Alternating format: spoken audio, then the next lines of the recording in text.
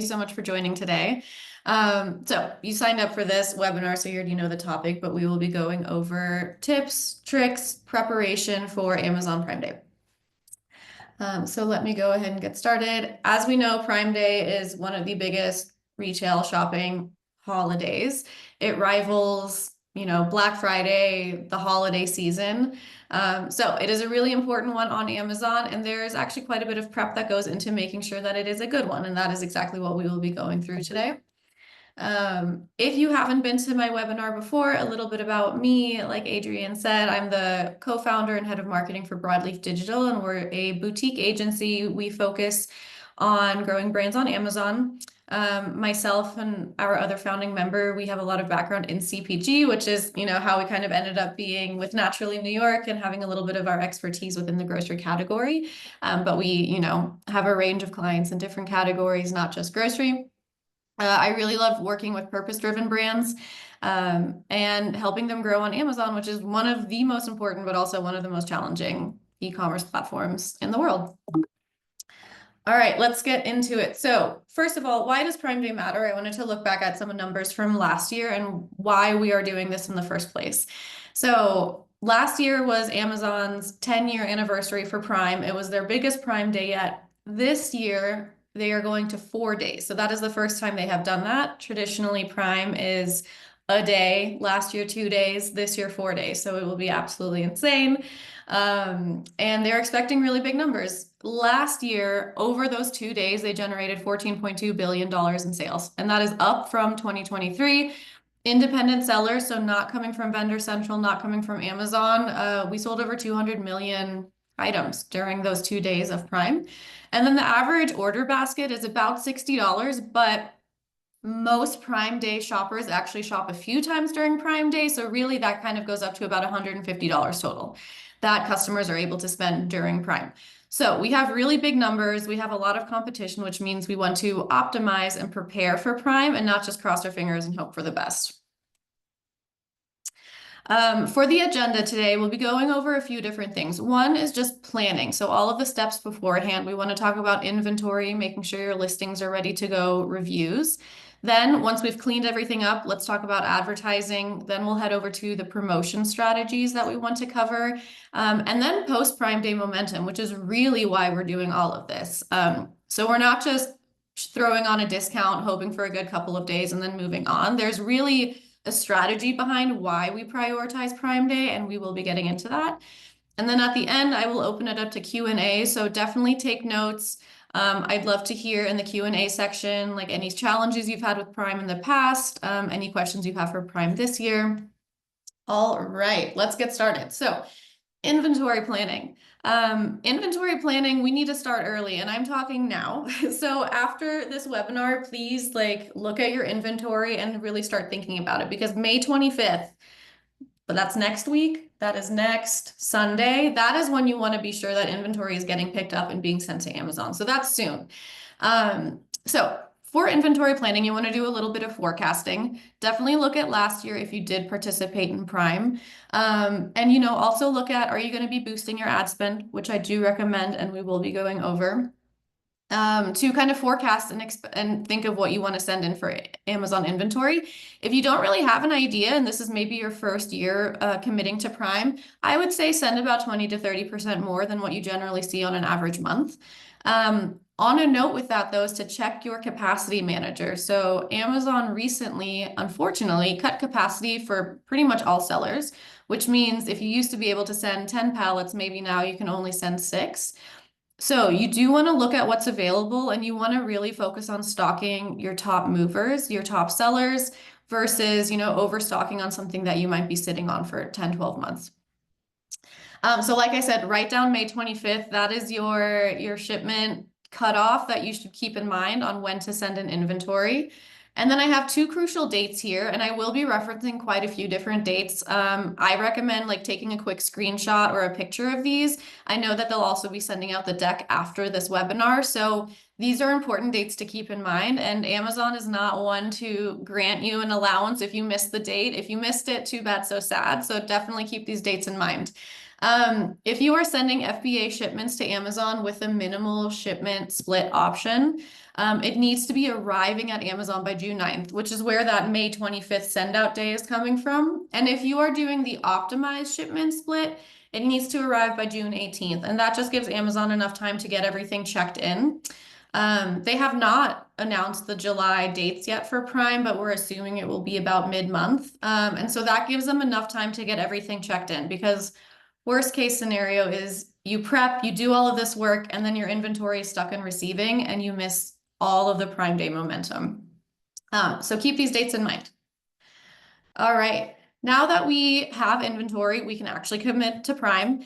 So next is preparing for Prime. So, I'm saying time to clean the shop windows. This is really an opportunity for you to look at your listings, do a quick audit of everything and see what can be refreshed, what can be improved upon.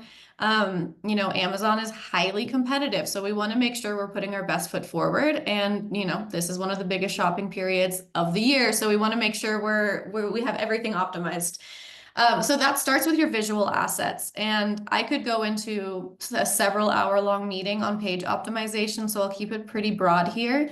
But your visual assets are huge. So your visual assets are like your salesperson.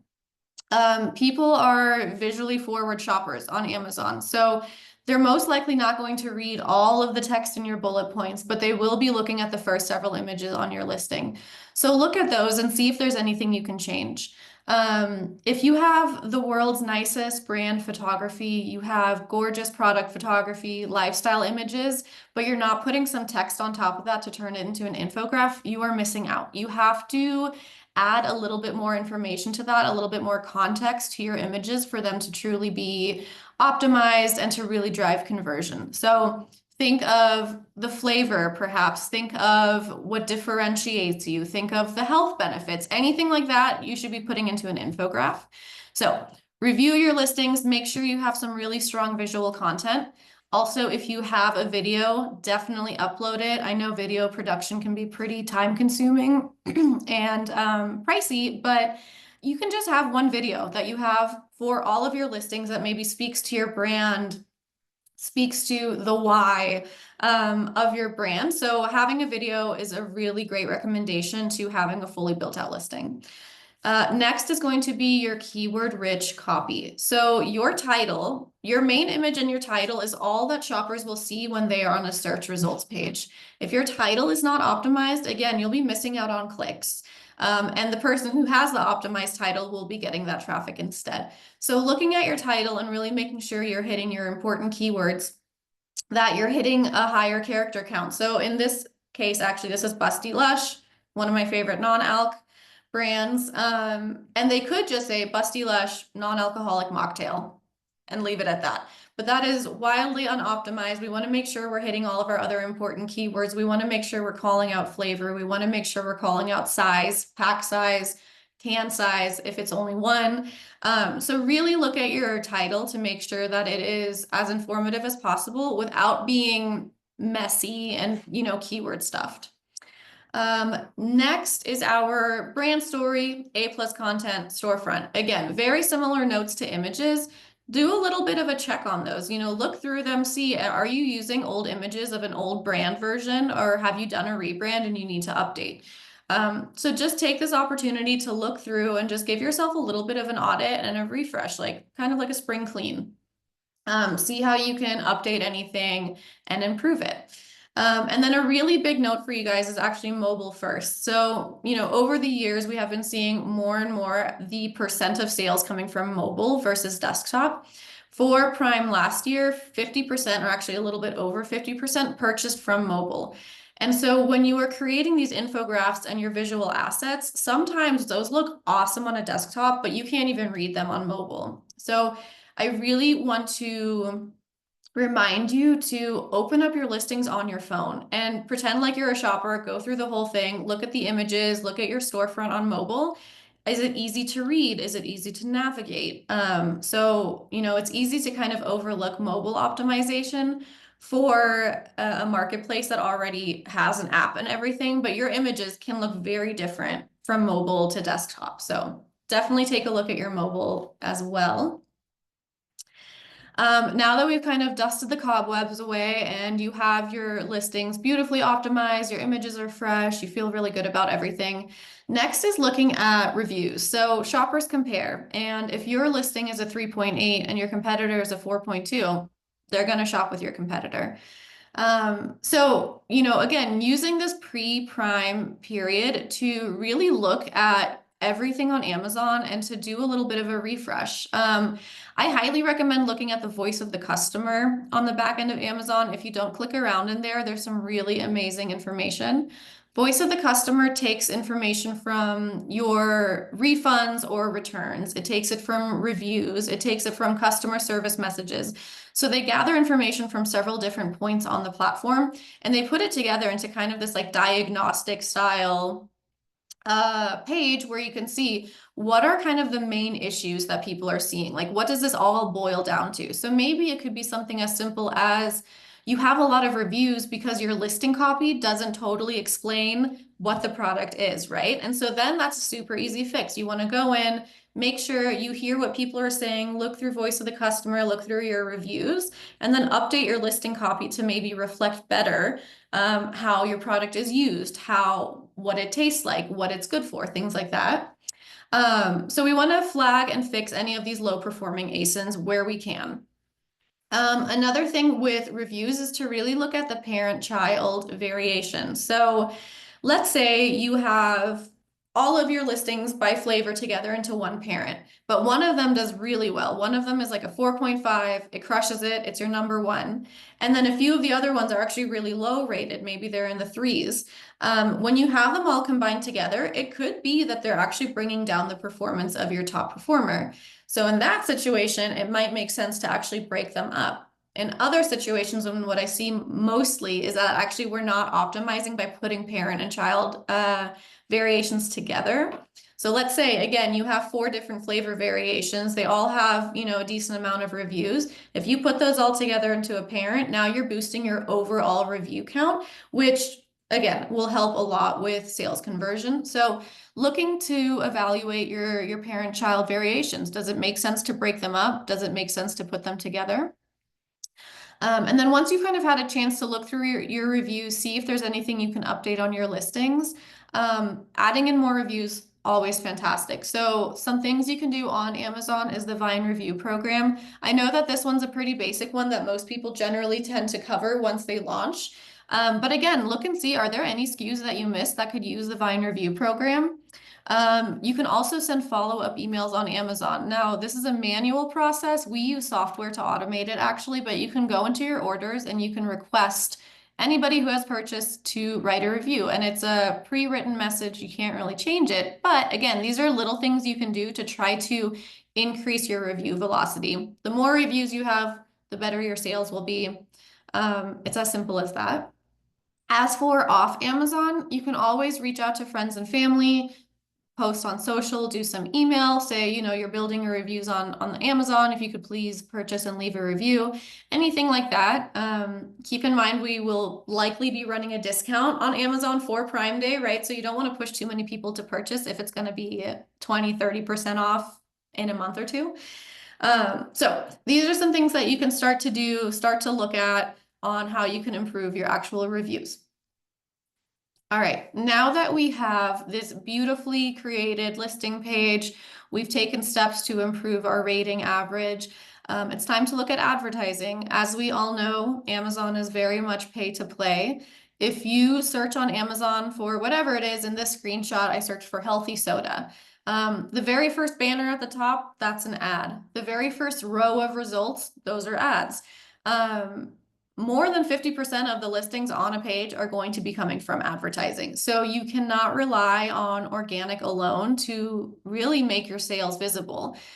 You essentially have to be in the top 10 organic listings and sales to even make it on the first page if you are not using advertising. So we want to make sure that we're ramping up now, starting early next month. If your daily spend is about $20, and then for Prime, you immediately are like, okay, let's spend $50. That immediate jump might not translate to actually spending the amount of budget and actually being optimized.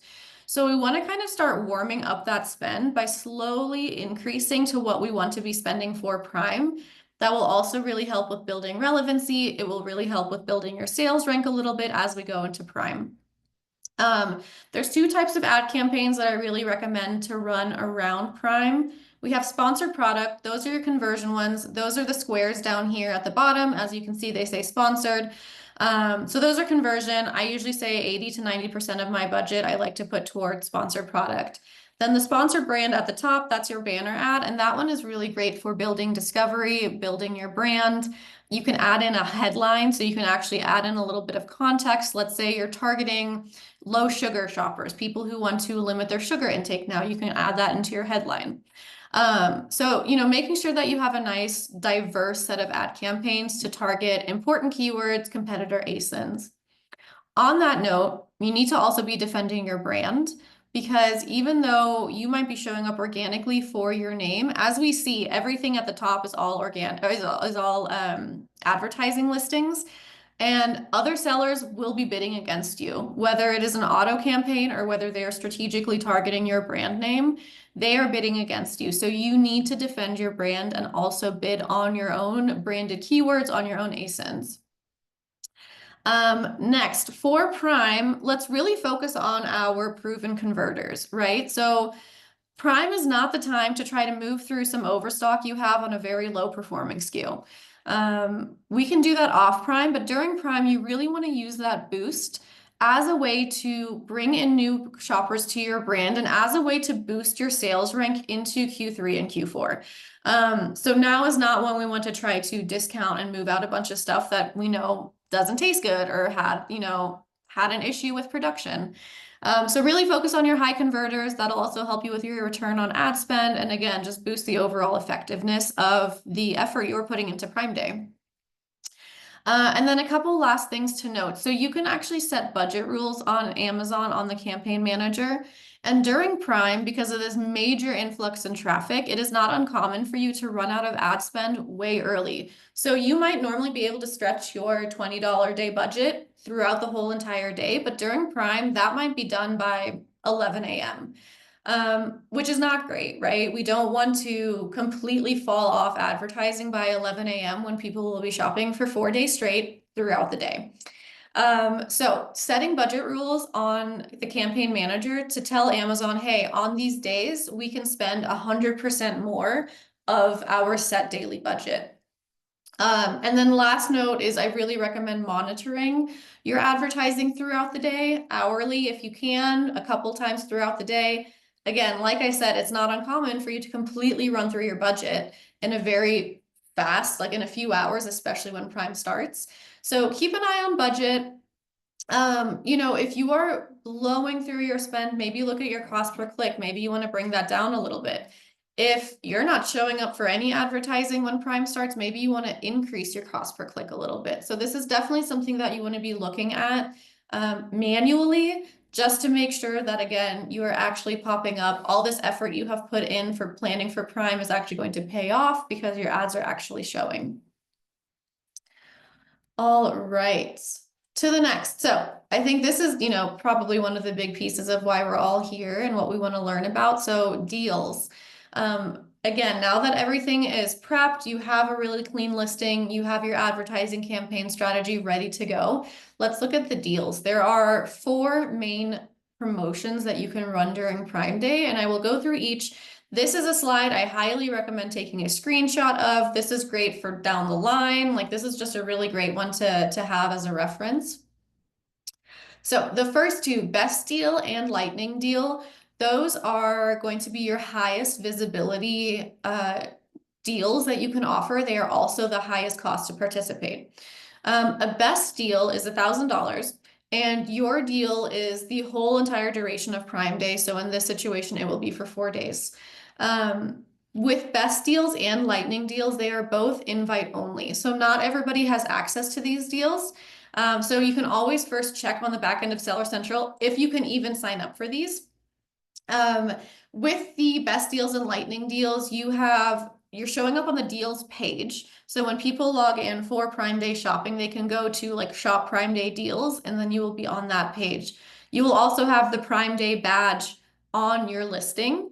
And when people, a common behavior pre-Prime is that people will start to put products into their cart ahead of time. That way, the morning of Prime, they can log in, see what's on sale. With Best Deal and Lightning Deal, that discount will show in the cart. So you are hitting them at all 3 points on the deals page with a badge and it's visible in cart.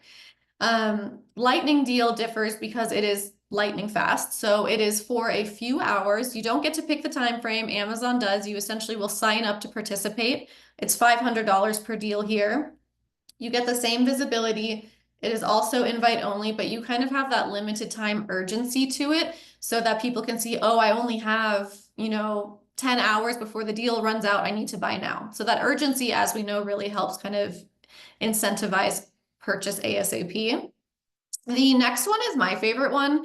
It's the Prime exclusive discount. So it is much more budget friendly. It's $100 to participate per deal that you set. The visibility is moderate, so you have the badge, which is the most important part in my opinion, and you can see it in the cart. The time frame for this one will also be for the duration of Prime Day. Like I said, it's a great budget-friendly option. There is no invite only, so you are generally able to do this. I will say you have to have at least a 3.5 as your rating. So that is the one, qualifier to make sure that you have that 3.5 rating, which again is why we talked about getting our reviews up to a higher rating. And then one important thing to note is that if you have pre-Prime been running like a 30, like any sort of a discount, your Prime exclusive discount has to be 20% off the lowest price you have had in the last 30 days. So let's say, you had like a 30% off quick sale leading up to Prime. Now you're going to have to beat 20%. You have to beat that and be at least 20% off. So keep that in mind if you're going to be doing any price cuts leading up to Prime. That will be challenging. And then the final one is the Prime Day coupon. So coupons actually have a really nice eye-catching ability in search. I'm sure you've all seen when you search for something on Amazon, you're looking through the search results and you see the little green badge that shows that something has a coupon. So that is the one benefit of running a coupon. They do tend to get a little bit expensive because you have the $5 per coupon fee, which is not that bad, but then they're taking 2.5% of your coupon sales during Prime. That's not for normal coupons. So that can definitely start to cut in a little bit. As we know, Amazon loves to take, a pretty decent chunk of your money in fees. So that's an extra little chunk going back to Amazon. The Prime Day coupon and the Prime exclusive discount, those you can stack really nicely because coupons will not show in the cart. So if, like I said, people will add a lot of things into their cart and then on Prime Day log in to see what's on sale. A coupon doesn't show in the cart, but a Prime exclusive discount does. So now if you're stacking those two, you're kind of hitting them on all, in all areas where they could be looking for a discount. Yeah, like I said, that one applies at checkout. Anybody can run a coupon. So this one is the easiest one if you have something that has a lower rating score. For Prime exclusive discount and Prime Day coupon, you can wait to schedule those. For Best Deal and Lightning Deal, those close next week, which we will see on the next slide. So if you do want to participate in the Best Deal or Lightning Deal, again, write this one down because it needs to be figured out ASAP. You have until next week. All right, so then speaking of important timelines, here is a Prime Day timeline map. Again, this is a really great slide to take a picture of. These are talking about really important dates. So, we're here right now. We're kind of right before this May 23rd, and that's your first cutoff for Best Deals and Lightning Deals. May 23rd, that's next Friday. So again, keep in mind that if you need to chat with your team about, hey, what kind of deal do we want to run? Do we really want to lean into Prime? If you want to do Best Deals and Lightning Deals, that's now.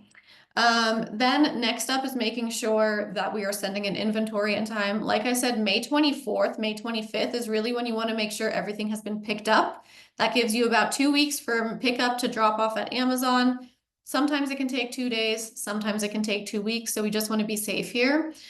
Because June 9th and June 18th, those are your cutoffs for inventory to arrive at Amazon.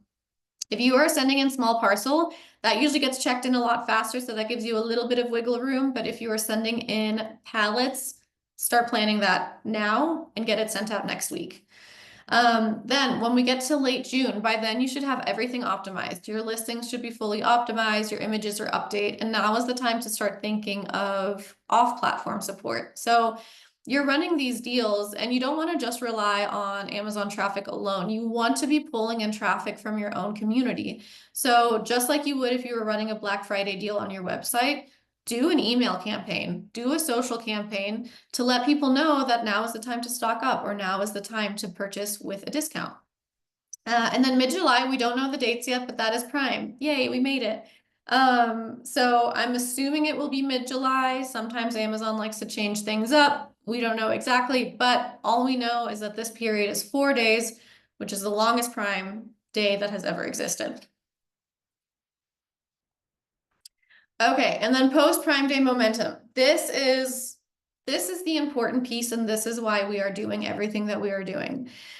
When you have a successful Prime Day, you have a spike in your sales, and that will bring a spike in your sales rank. When you discount on Amazon, it improves your sales rank.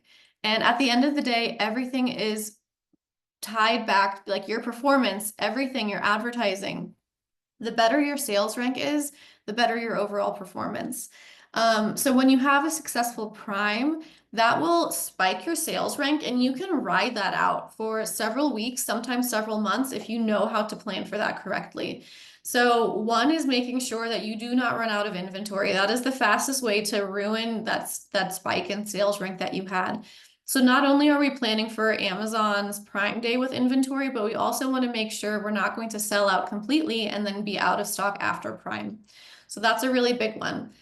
We also want to keep those ad campaigns warm. So if you see a really big spike in traffic and you see a really big spike in sales, keep that increased advertising budget running. Don't come back to that $10, $15 a day that you were doing. You want to continue kind of feeding that growth and giving a little bit more juice to it so that you can continue with that the higher sales rank.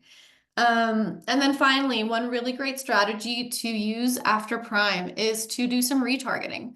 So there's going to be plenty of shoppers who looked at you, maybe added to cart, but didn't purchase for whatever reason. So let's retarget them. We can definitely recapture them. There's no need to just let them fall into the abyss. So we want to do some sponsored display retargeting campaigns. And you want to do a cart abandoner coupon.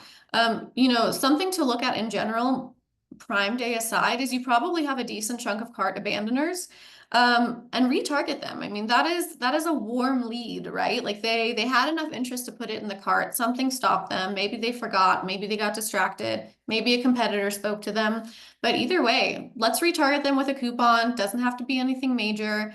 Let's do some advertising retargeting, follow them around a little on the platform, and try to win those people back. All right. So that is my, quick, dirty Prime Day prep. I know that there is a lot of information here and there is quite a bit of, prep to go into it. At Broadleaf, we don't believe in, keeping these things secret. So this truly is the strategy that we are using with all of our clients.